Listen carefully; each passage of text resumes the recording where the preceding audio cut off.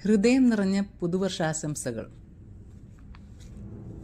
നമ്മുടെയൊക്കെ ജീവിത സ്വപ്നവും നമുക്കേവർക്കും വളരെയധികം വിജയം നേടിത്തരുന്നതുമായ ചില നല്ല ചിന്തകളെക്കുറിച്ചാണ് ഇന്നിവിടെ സംസാരിക്കുന്നത്. എന്തെന്നല്ലേ, പെർഫെക്റ്റ് റിലേഷൻഷിപ്സ് അഥവാ നല്ല ബന്ധങ്ങൾ എങ്ങനെ സന്തോഷകരമായി എക്കാലവും നമുക്ക് നിലനിർത്താം, നമുക്ക് നോക്കാമല്ലേ. റിലേഷൻഷിപ്സ് എന്ന് ഉദ്ദേശിക്കുന്നത് മാതാപിതാക്കളും മക്കളും തമ്മിൽ, ദമ്പതികൾ തമ്മിൽ, സഹോദരങ്ങൾ തമ്മിൽ, കൂട്ടുകാർ തമ്മിൽ, സഹപ്രവർത്തകർ തമ്മിൽ എന്നിങ്ങനെ ഏതുമാകാം. അവയെല്ലാം സന്തോഷകരമായി എക്കാലവും നിലനിൽക്കാൻ നമ്മൾ എല്ലാവരും ആഗ്രഹിക്കാറുണ്ട്, അല്ലേ? എങ്ങനെയാണത് സാധിക്കുക? അതിനായി നമുക്ക് എന്തൊക്കെ ചെയ്യാൻ കഴിയും നോക്കാം.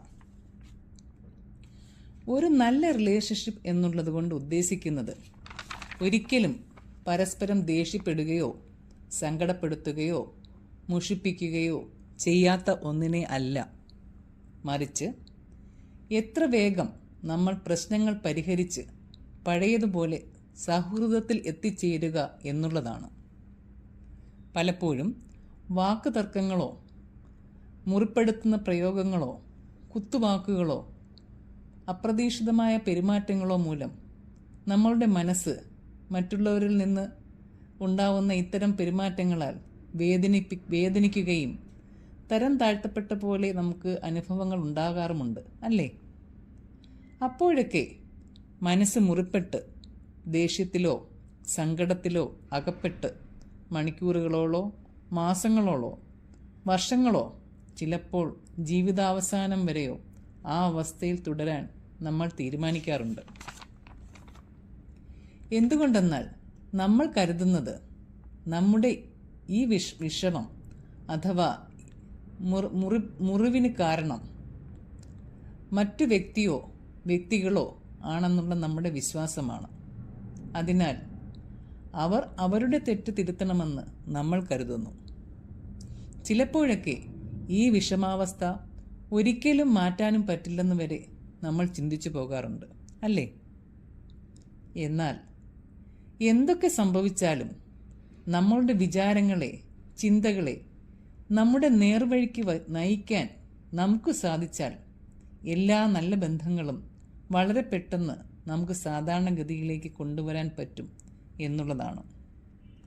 എങ്ങനെയെന്നല്ലേ, വിഷമഘട്ടങ്ങൾ നമുക്ക് നേരിടേണ്ടി വരുന്ന അവസരങ്ങളിൽ നമ്മൾ നമ്മളോട് തന്നെ താഴെ പറയുന്ന ചില ചോദ്യങ്ങൾ ചോദിക്കുകയും അതിനുള്ള ശരിയായ ഉത്തരങ്ങൾ നമ്മൾ തന്നെ നമ്മുടെ മനസ്സിനെ ഇങ്ങനെ പറഞ്ഞു പഠിപ്പിക്കുകയും വേണം. ഇങ്ങനെ വിഷമഘട്ടങ്ങൾ വരുമ്പോൾ നമ്മളുടെ ഉള്ളിൽ ഉയർന്നു വരുന്ന ചില സംശയങ്ങൾ ഇങ്ങനെയൊക്കെയാകാം.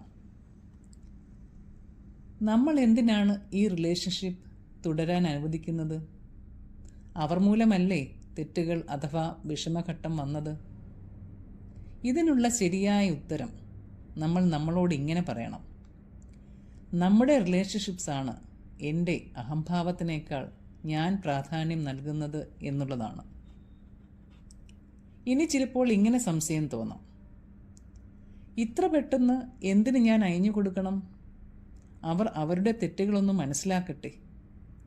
അപ്പോൾ നമ്മൾ നമ്മളോട് ഇങ്ങനെ പറയണം: കടന്നു പോകുന്ന ഓരോ നിമിഷവും എനിക്കും അവർക്കും വേദനയുണ്ടാക്കുകയും അങ്ങനെ ഈ ബന്ധത്തിൽ വിള്ളലുകൾ ഉണ്ടാക്കുകയും ചെയ്യുന്നില്ലേ? അത് എനിക്ക് തടയാൻ പറ്റും. ഇനി ചിലപ്പോൾ ഇങ്ങനെ ആയിരിക്കാം സംശയം: നമ്മൾ താഴ്ന്നു കൊടുത്താൽ മനോബലമില്ലാത്തവരായി അവർ നമ്മളെ കണക്കാക്കുമോ? ശരിയുത്തരം ഇങ്ങനെയാണ്: പൊറുക്കുക, മറക്കുക, മുന്നോട്ട് പോവുക എന്നൊക്കെയുള്ളത് നല്ല കഴിവുകളാണ്. എനിക്കും എൻ്റെ ബന്ധുക്കൾക്കും ഈ കഴിവുകൾ പകരാൻ എനിക്ക് സാധിക്കണം. വീണ്ടും ചില സംശയങ്ങൾ വരാം. ഇങ്ങനെയൊക്കെ: ഇങ്ങനെ തെറ്റുകൾ ഞാൻ പൊറുത്താൽ അവർ നമ്മോട് അത് ആവർത്തിക്കുമോ? ഉത്തരം ഇങ്ങനെ: ഇല്ല. അവർ സമയമെടുക്കും. പക്ഷേ ഞാൻ സാധാരണ നിലയിലേക്ക് വേഗം എത്തിച്ചേരുന്നതിനാൽ അവരും അങ്ങനെയായി വരാൻ ഞാൻ വഴിയൊരുക്കുകയാണ്. ഇനി ചിലത് ഇങ്ങനെയാവാം. എളുപ്പത്തിൽ ഞാൻ സാധാരണ സൗഹൃദത്തിൽ തിരിച്ചെത്തിയാൽ മറ്റുള്ളവർ എനിക്ക് വില തരുമോ? ഉത്തരം: എൻ്റെ സ്നേഹവും കരുതലും അവർ വിലമതിക്കുന്നില്ലെങ്കിലും ഞാൻ എല്ലായ്പ്പോഴും അവരെ സ്നേഹിക്കുന്നു എന്നതിൻ്റെ തെളിവാണ് എൻ്റെ ഈ നിലപാട്. എൻ്റെ ഈ നിലപാട്, എൻ്റെ ഈ സ്നേഹം പകൽ പോലെ അവർക്കും എനിക്കും എല്ലാവർക്കും വ്യക്തമാണ്. നമ്മുടെ നല്ല ബന്ധങ്ങൾക്ക് ജീവിതത്തിൽ മുൻഗണന കൊടുക്കുകയാണെങ്കിൽ സ്വയം ഇത്തരം